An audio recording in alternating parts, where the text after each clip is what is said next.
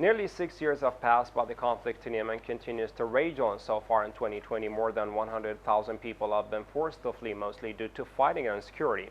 However, COVID-19 is beginning to emerge as a new cause of internal displacement across the country.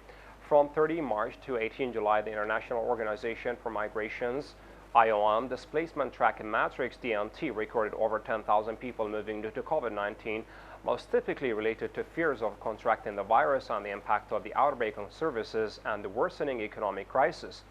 The situation in Yemen is so far dire, particularly in locations like Aden, where hospitals are turning away suspected cases, and news reports have tragically shown large numbers of graves being dug that families are now leaving virus hotspots, said IMO, Yemen's chief of mission Christa Rottensteiner.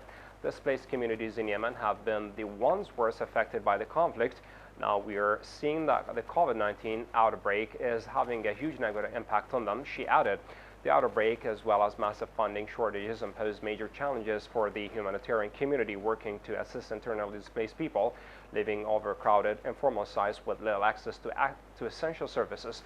The official number of COVID-19 cases in Yemen remains low. However, given limited testing capacity and concerns among the local population out seeking treatment, the humanitarian community is working under the assumption that the actual numbers are much higher. Reports of increasing illness and death from communities across the country are confirming this assumption.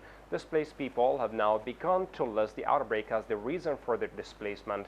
The majority of people are moving from Aden, as well as to a lesser extent from Laj and other governors to other areas in Laj less affected by the outbreak, while others are going to districts in Al Dale and Ebian despite active fighting ongoing in other parts of that governorate.